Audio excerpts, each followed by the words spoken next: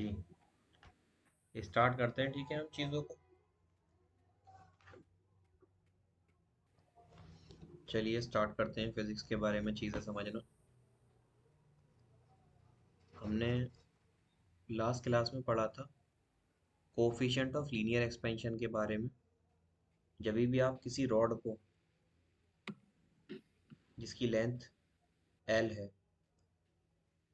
जो temperature T पर है, अगर आप इसके टेम्परेचर को राइज करते हैं, अब ये राइज के साथ फॉल भी कर सकता है।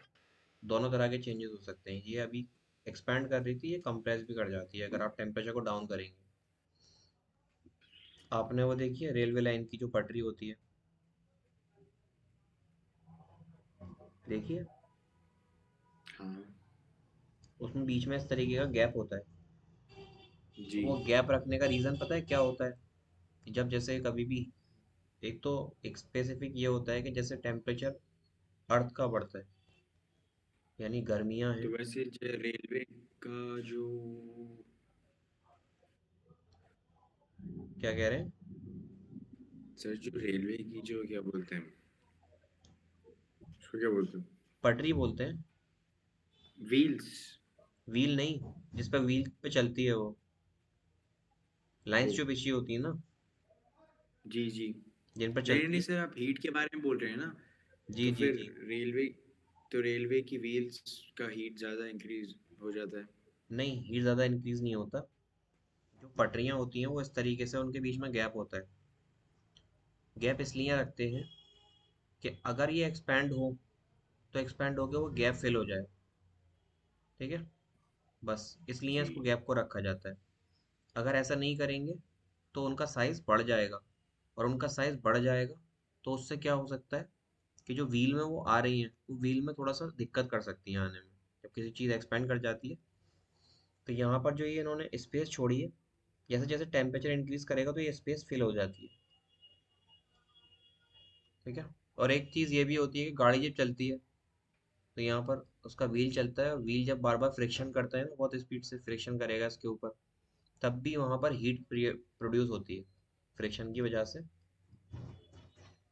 फ्रिक्शन की वजह से क्या प्रोड्यूस होगा? हीट प्रोड्यूस हो हीट। जाती है। तो तब भी एक्सपैंड कर जाएगा। तो जब आप एक कोई लेंथ लेते हैं और उसका टेम्परेचर को इंक्रीज करते हैं, यानी कि हीट देते हैं, तो उसकी लेंथ चेंज हो जाती है। कल इसी चीज़ के बारे में हमने पढ़ा था। वो जो लेंथ हो जाती है वो जाती है एल प्लस डेल्टा एल। कब? जब आप टेम्परेचर को टी प्लस डेल्टा टी कर देते हैं। तो वहाँ से हमारी एक एक्सप्रेशन आई थी कल, वो एक्सप्रेशन मैं फिर से लिखता हूँ, जो हमने लास्ट क्लास में आपको पढ़ाई बताई थी, कि जो चेंज इन लेंथ होता है वो बराबर होता है alpha into L into delta T. इस, अगर मैं इस एल को नीचे ले आऊँगा तो ये हो जाएगा delta L upon L, which is equal to alpha delta T के बराबर।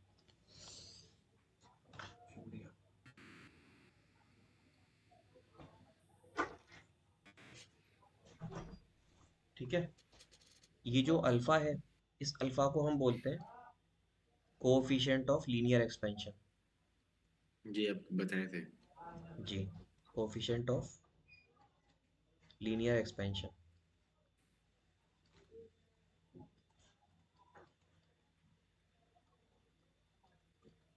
तो ये कब था? जब इसमें लॉन्गिट्यूडनल इसकी लेंथ में चेंज आ रहा हो।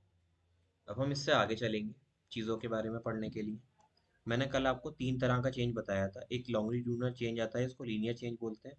एक आपका सुपरफिशियल चेंज आता है, जो सरफेस में चेंज लाता है। और एक होता है आपका वॉल्यूमेट्रिक चेंज। तो अभी हम पढ़ेंगे सेकंड नंबर पर वॉल्यूमेट्रिक चेंज।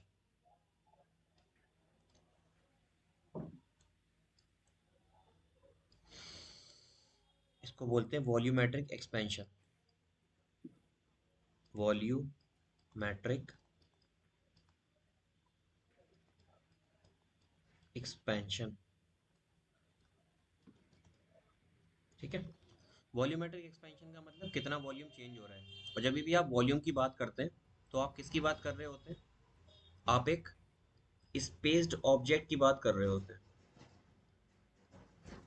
स्पेस्ड ऑब्जेक्ट का मतलब वो ऑब्जेक्ट आपको देखने में कैसा दिखेगा? थ्री डायमेंशनल ऑब्जेक्ट होगा। थ्री डायमेंशनल ऑब्जेक्ट्स में आपका क्यूब हो सकता है,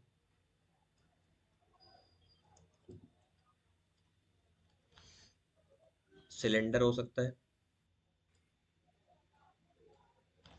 उसके अलावा स्फेयर हो सकता है। तो एक थ्री डायमेंशनल ऑब्जेक्ट है, उसको हम क्या कर रहे हैं, टेम्परेचर के साथ चेंज देख रहे हैं कि उसमें किस तरीके से चेंजिंग आएगी। सबसे पहली चीज आप यहाँ कंसीडर कीजिए कि एक आपके पास स्फेरिकल बॉल है जिसका वॉल्यूम है V किसी टेम्परेचर T पर। उसके बाद में आपने क्या किया, टेम्परेचर को बढ़ाया, टेम्परेचर बढ़ाकर आपने कर दिया T प्लस डेल्टा टी, यानी इंक्रीज कर रहे हैं, तो इसका वॉल्यूम भी क्या करेगा, इंक्रीज कर जाएगा। इंक्रीज करेगा। और नया वॉल्यूम जो होगा इसका वो हो जाएगा V डैश। तो अगर मैं यहाँ पर आपसे पूछूं कि यहाँ वॉल्यूम के साथ क्या हुआ, तो इसका इतना वॉल्यूम चेंज हुआ है। हम्म। अब ये जो वॉल्यूम चेंज हुआ है, इस वॉल्यूम को आप बोलेंगे डेल्टा V, यानी चेंज इन वॉल्यूम। सर ये जो वॉल्यूम जो चेंज हुआ है ये बहुत माइन्यूट होता है ना? बहुत ही ना की बराबर होता है। जी। सर क्योंकि ये फ्लूइड्स में भी था ना जी, ये होता ऐसा? क्यों है देखिए, ये टेम्परेचर बहुत छोटा है इसलिए बहुत थोड़ा सा चेंज हुआ है। अगर आप एक बलून हम्म। लेंगे ना, बलून, और बलून को आप रख देंगे अगर हीट करने के लिए, तो बलून का साइज बढ़ने लगता है अपने आप ही।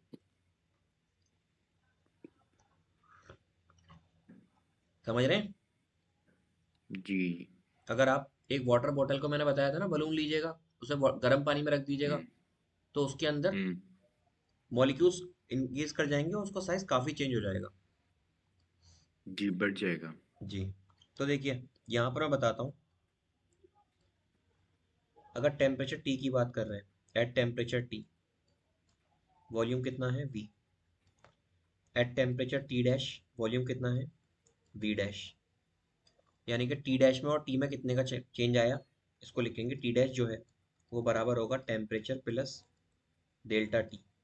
इसी तरह जो नया वॉल्यूम होगा वो किसके बराबर होगा, वो होगा पुराना वॉल्यूम प्लस डेल्टा वी। ठीक है, हम्म। ये आपका रिलेशनशिप होता है इनके वॉल्यूम के और टेम्परेचर के बीच में। अब इसको हम दिखाते कैसे हैं प्रोपोर्शनलिटी के साथ, वो मैं लिखता हूँ। जैसे कल आपने लिखा था, डेल्टा एल जो होती है वो डायरेक्टली प्रोपोर्शनल होती है लेंथ के, चेंज लेंथ में उतना ही आएगा जितनी लेंथ होगी। फिर आपने लिखा था डेल्टा एल जो होती है वो प्रोपोर्शनल होती है डेल्टा टी के, यानी टेम्परेचर में जितना चेंज आएगा उतना ही डेल्टा एल इसमें चेंज आएगा। ऐसे ही हम यहाँ लिखेंगे कि डेल्टा वी जो होता है वो डायरेक्टली प्रोपोर्शनल होता है वॉल्यूम के। This is equation number 1। इसी तरह जो आपका डेल्टा वी होता है वो डायरेक्टली प्रोपोर्शनल होता है डेल्टा टी के। This is your equation number 2। अब जब भी आप इस तरह की इक्वेशंस लिखते हैं तो आपको इनको कंपेयर करके दिखाना पड़ता है। तो आप लिखिएगा ऑन इक्वेटिंग, या एक काम कीजिएगा, लिखिएगा from equation 1 and 2।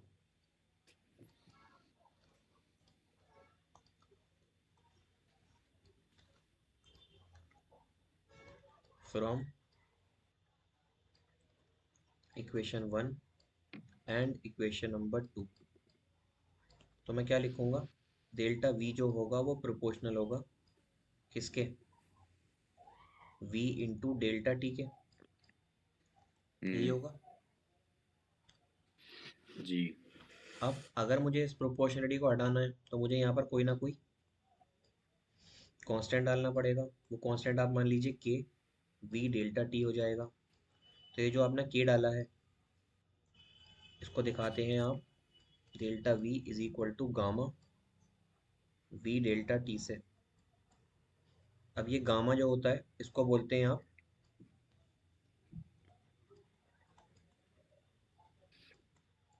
Volumetric coefficient, या फिर बोलते हैं coefficient of volume expansion, coefficient of volume expansion. ठीक है, जी। जैसे आपने लीनियर में किया था वैसे ही आप कर रहे हैं, कुछ अलग से नहीं कर रहे। तो ये आपका फार्मूला हो गया चेंज इन वॉल्यूम निकालने का। एक बात आप मुझे यहाँ से ओके। बताइएगा, आपका दूसरे नंबर पर जो फॉर्मूला आया है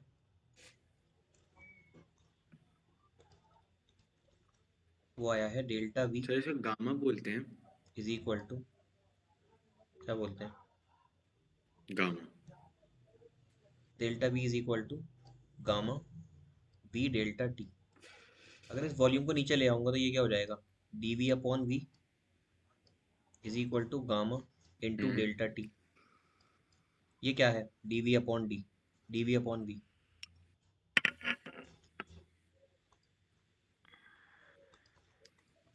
बताएंगे। Change in volume upon original volume.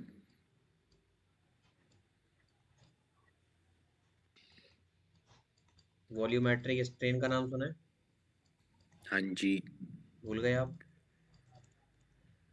वो आप पूछ रहे थे okay. Delta V upon V हो गया, ठीक है। ये आपका फॉर्मूला है। अगर आप यहाँ से लिखना चाहते हैं कोफिशिएंट ऑफ वॉल्यूम एक्सपेंशन के बारे में, तो यहाँ पर हम जैसे ऊपर लिख कर आए थे ऐसे यहाँ पर लिखेंगे coefficient of the volume expansion. यहाँ से अगर फार्मूला बनाऊंगा तो क्या बनेगा, गामा इज इक्वल टू हो जाएगा delta V upon V into one upon T delta T. ये आपका गामा हो जाएगा। कल हमने लिखा था गामा डिपेंड किस किस पर करेगा, ऐसे ही मैंने कल आपको उसके लिए लिखाया था कि वो किस किस पर डिपेंड करेगा। तो आप यहाँ लिखिएगा गामा के बारे में, डिपेंडेंसी के बारे में।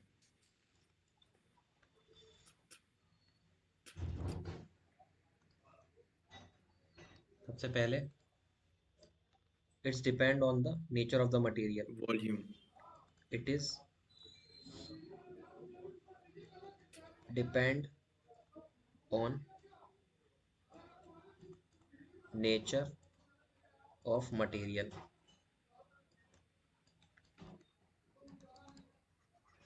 ठीक है। उसके बाद लिखेंगे आप टेम्परेचर पर, इट डिपेंड ऑन टेम्परेचर। उसके अलावा डेल्टा वी अपॉन वी पर डिपेंड करेगा, ठीक है। अगर इसकी वैल्यू बढ़ेगी तो गामा की वैल्यू भी बढ़ेगी। क्लियर है इतनी बात। हम्म।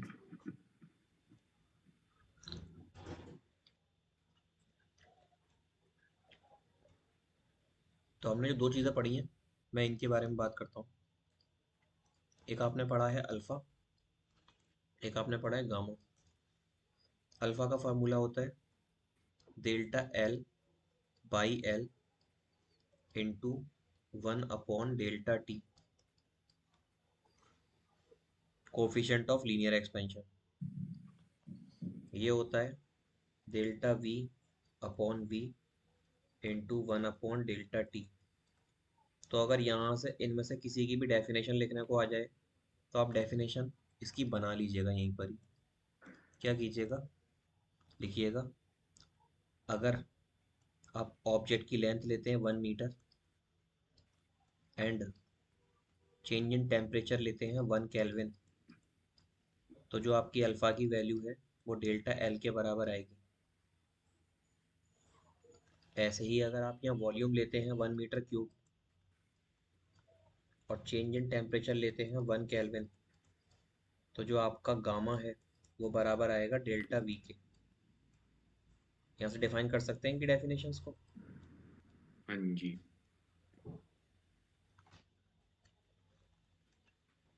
यहाँ तक क्लियर है। जी। ठीक है। अब एक ग्राफ है जो इम्पोर्टेंट है वॉल्यूमेट्रिक एक्सपेंशन के लिए।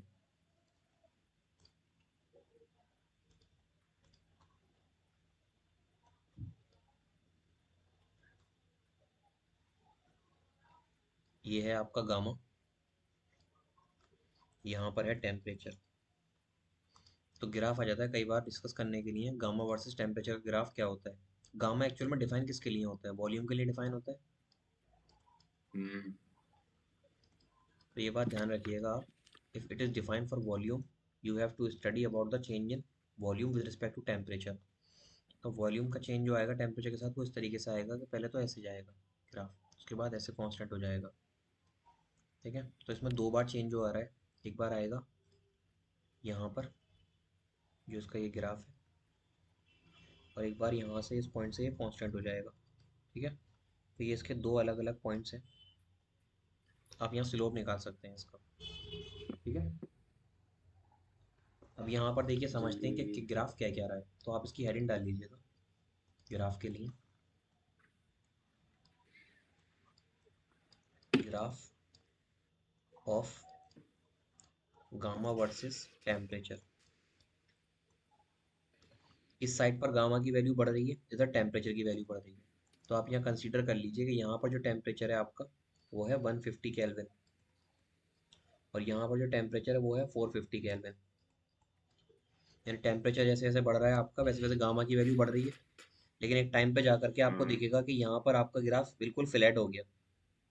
तो यहाँ टेम्परेचर तो बढ़ेगा लेकिन गामा की वैल्यू एक टाइम पे जाकर कैसी हो जाएगी, फिक्स हो जाएगी। तो हम इसी की बात कर रहे हैं कि जी ये ग्राफ किस चीज़ को सिग्निफाई कर रहा है। तो आप लिखिएगा इन्फॉर्मेशन क्या मिलती है आपको ग्राफ से।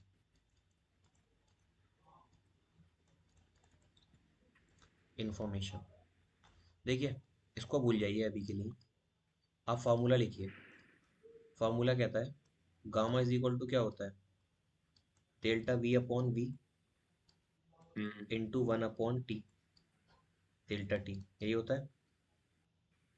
जी तो अगर मैं टेम्परेचर की वैल्यू, देखो इसको मैं अगर कांस्टेंट ले लूँ, मैं टेम्परेचर की वैल्यू बढ़ाता हूँ, तो गामा की वैल्यू क्या करनी चाहिए, कम हो जानी चाहिए। हाँ लेकिन टेम्परेचर के साथ साथ वॉल्यूम भी चेंज होता है। जैसे जैसे आप टेम्परेचर इंक्रीज करेंगे, डेल्टा टी इंक्रीज करेंगे, तो आपका वॉल्यूम क्या करेगा, ये इंक्रीज कर जाएगा। वॉल्यूम इंक्रीज करेगा तो डेल्टा वी भी क्या करेगा, इंक्रीज कर जाएगा। यानी कि एक वैल्यू यहाँ इंक्रीज करेगी, एक वैल्यू यहाँ पर इंक्रीज करेगी। ओवरऑल डेल्टा वी जो है, देखो अगर आपको मैं बोलूँ डेल्टा वी अपॉन वी, ये भी इंक्रीज कर रहा है, ये भी इंक्रीज कर रहा है, तो पूरी वैल्यू भी तो इंक्रीज करेगी। जी तो सिर्फ टेम्परेचर पर इंक्रीज करने से गामा डिक्रीज हो जाए अगर हम ये कह दें, तो ये तो कोई इन्वर्सली सिग्निफिकेंस ही नहीं रहा। प्रोपोर्शनल। नहीं, अगर ये कांस्टेंट होता तभी तो, जबकि ये कांस्टेंट रहेगा नहीं, ये भी चेंज होगा, टेम्परेचर चेंज करेंगे आप तो आपका वॉल्यूम भी चेंज हो हम्म, रहा है। तो आप इस ग्राफ में इसी वजह से पढ़ रहे हैं कि टेम्परेचर के साथ गामा की वैल्यू सिर्फ टेम्परेचर बढ़ने पर कम क्यों नहीं हो रही, यहाँ पे क्या कर रही है वैल्यू, बढ़ रही है। हाँ आपने तो यहाँ देखा ना कि जो टेम्परेचर गामा है, अगर मैं delta V upon we constant ले लूंगा तो इस तरीके का रिलेशन बनेगा। यानी टेम्परेचर का चेंज हम्म, बढ़ाओगे आप तो गामा की वैल्यू कम हो जानी चाहिए। जी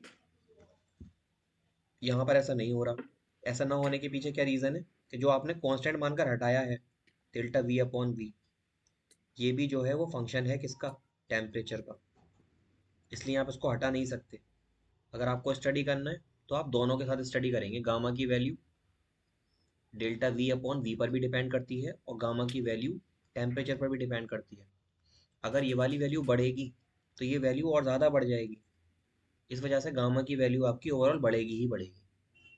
समझ रहे हैं। जी यहाँ पर देखिए यहाँ क्या हो रहा है, लोअर टेम्परेचर है और ये हायर टेम्परेचर है। तो ये पॉइंट है आपका, इससे पहले पहले जो टेम्परेचर है उसको आप लिख दीजिए लोअर टेम्परेचर, और ये इसके बाद में जो है वो कैसा है, हायर हायर टेम्परेचर। टेम्परेचर। तो ग्राफ देखिए लोअर टेम्परेचर तक तो इंक्रीज कर रहा है टेम्परेचर इंक्रीज करने पर, और हायर टेम्परेचर पर वो कैसा हो रहा है, कांस्टेंट हो जा रहा है ऑलमोस्ट। तो रुक जा रहा है। आप ये दो पॉइंट लिख लीजिएगा। अगर हम बात करेंगे लोअर टेम्परेचर पर, एट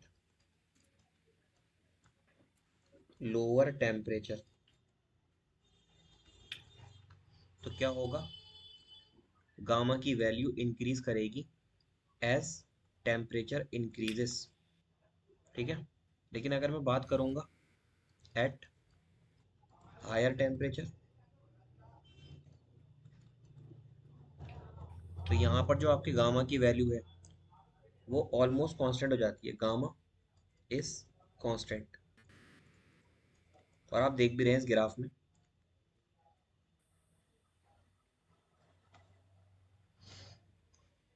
यहाँ तक तो वैल्यू आपकी इंक्रीज ही कर रही है, लेकिन इस टेम्परेचर के बाद में वो बिल्कुल कांस्टेंट हो जाएगी। समझ रहे हैं इस चीज़ को? हम्म। ठीक है। तो आपके वेरिएशन समझ में आया, वेरिएशन किस तरीके से होता है गामा में और इसमें? हाँ जी। एक हेडिंग डालिएगा,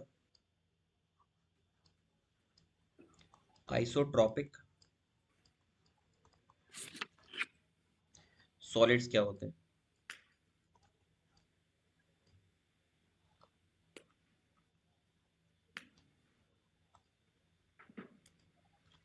मेनली सॉलिड जो क्लासीफाई होते हैं ना, on the basis of their structure, वो दो तरीके से क्लासीफाई होते हैं।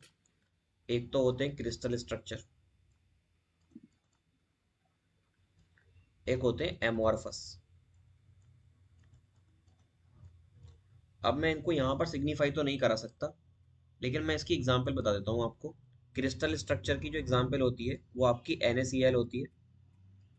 नमक देखा है आपने, नमक का जो स्ट्रक्चर होता है वो जी। थोड़ा सा चमकदार होता है और एक वेल स्ट्रक्चर होता है। अगर मैं कहूँ, आपने बेकिंग सोडा देखा होगा, बेकिंग सोडा जो होता है वो क्रिस्टल फॉर्म में नहीं होता। या कह लीजिए पाउडर देखा है, पाउडर, टाल्क पाउडर जो होता है। हाँ तो आप ये लिख लीजिए टाल्क पाउडर। ये आपका है तो ये भी सॉलिड, लेकिन ये अमॉर्फस सॉलिड है। क्रिस्टल का मतलब क्या होता है, इसकी पैकिंग वेल होती है, पैकिंग वेल स्ट्रक्चर होती है।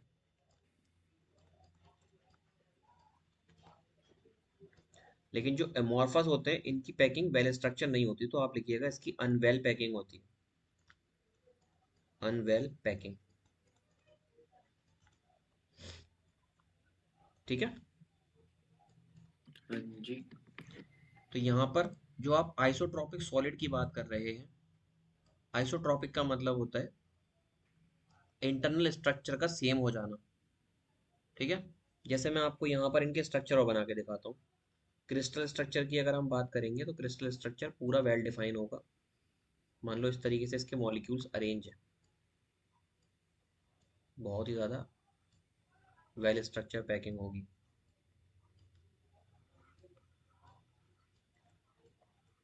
लेकिन अमॉर्फस सॉलिड अगर हमारे पास है तो इसकी पैकिंग स्ट्रक्चर नहीं होगी, ऐसे, कोई ऐसा, कोई ऐसा।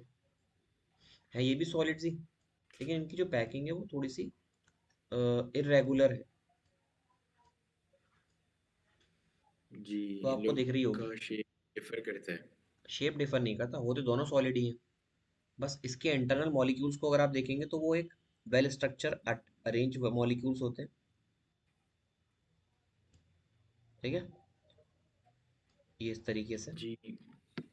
लेकिन इसमें ऐसा नहीं होता, इसमें ऐसे आपके पार्टिकल्स पड़े होते हैं, उनमें कोई शेप डिफाइन नहीं होता चीज़ों का। तो आइसोट्रॉपिक सॉलिड जो होते हैं, इसके बारे में पढ़ते हैं। इसका मतलब होता है अगर कोई चीज़ अमॉर्फस है तो क्रिस्टल कैसे बनाया जाएगा। अमॉर्फस नेचर की है तो हम क्या करेंगे, हम उसको टेम्परेचर देना शुरू कर देंगे। टेम्परेचर देने से क्या होगा, उसका स्ट्रक्चर चेंज होना शुरू कर देगा। तो लिखिएगा, आइसोट्रॉपिक सॉलिड का मतलब, if the internal molecular structure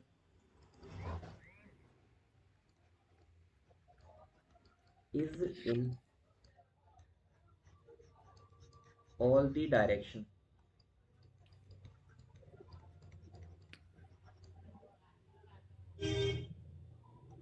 in very unwell manner,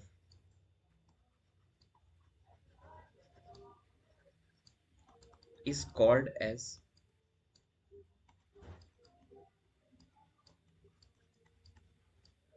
amorphous solid। ठीक है। अब इस amorphous solid को अगर हम ऑर्डर फॉर्म में रख देंगे तो ये क्या बन जाएगा, एमॉर्फस से क्रिस्टल बन जाएगा। देखिए, आप एमॉर्फस सॉलिड को लीजिए और इसको ऑर्डर कर दीजिए, इसका अरेंजमेंट ऑर्डर कर दीजिए, तो ये क्या बन जाएगा, क्रिस्टल की तरह बन जाएगा। आई बात समझ में इतनी? हाँ जी। ये बेसिक थ्योरी है इसकी, इसमें और कुछ नहीं है। ठीक है ना? हाँ जी। ठीक है।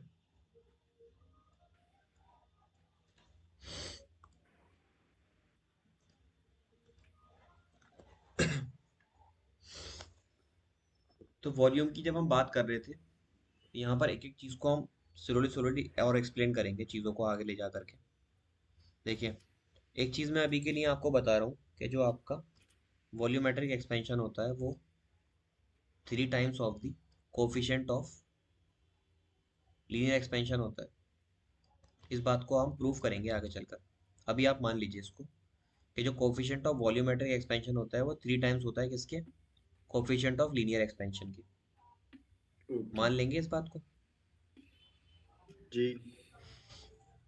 मैं प्रूव कराता हूँ इस चीज़ को।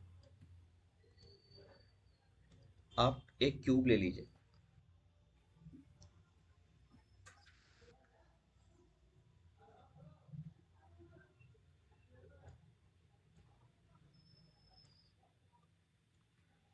और फर्ज कीजिए कि इस क्यूब की जो लेंथ है वो कितनी है,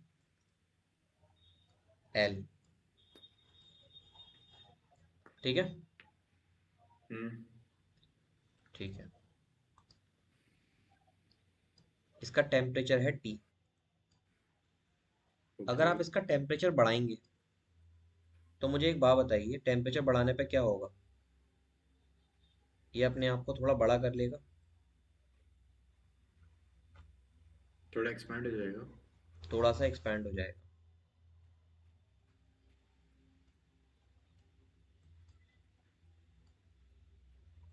मान लीजिए उसका वी डैश वॉल्यूम हो गया, पहले वॉल्यूम था वी, टेम्परेचर था टी डैश। तो क्या सिर्फ ये बढ़ेगा या इसकी लेंथ भी बढ़ेगी,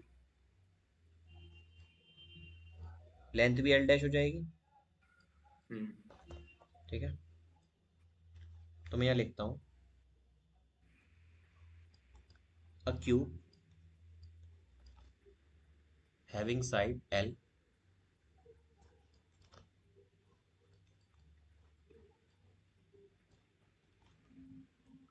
is at temperature T if we thermally expand this cube। तो क्या होगा, लेंथ एल से कितनी हो जाएगी, एल डैश, और वॉल्यूम वी से कितना हो जाएगा, वी डैश। क्लियर है इतनी बात?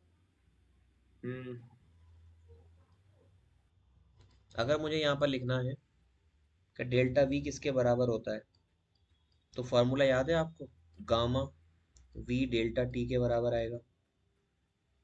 जी। हम्म। जी। इसको मैं लिख सकता हूँ डेल्टा वी को, D V is equal to gamma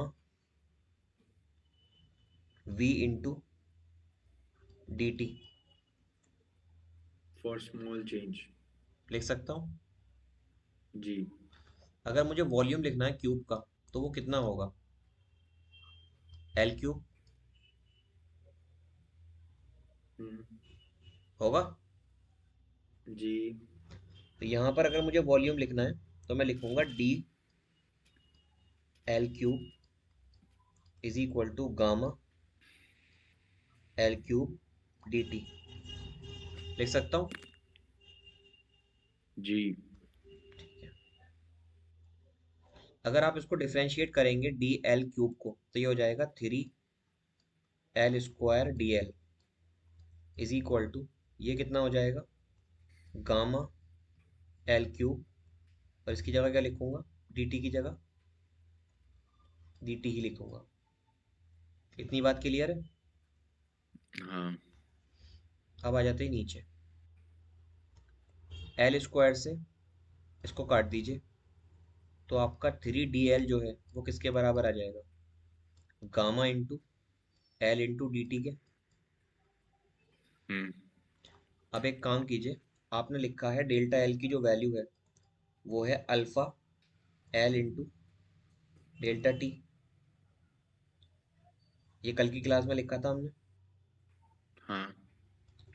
तो यहाँ पर अगर मुझे डेल्टा एल ना लिखकर डी एल लिखना हो तो मैं क्या लिखूंगा, अल्फा एल डेल्टा टी लिख सकता हूँ।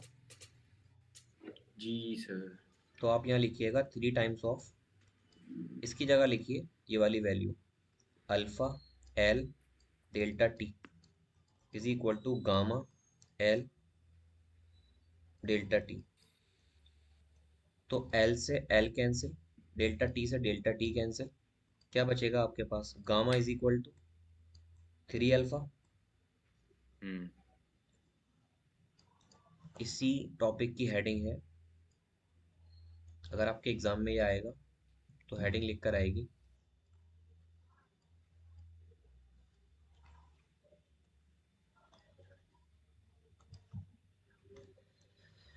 रिलेशनशिप बिटवीन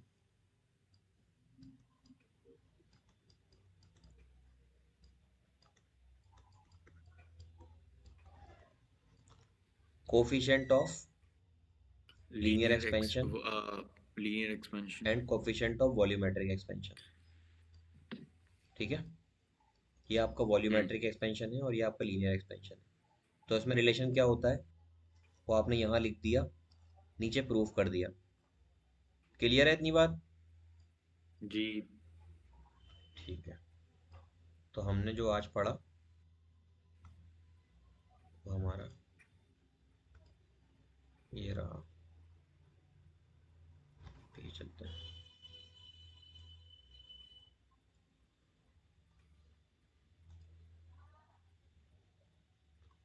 यहाँ से स्टार्ट किया था, पूरा है आपका,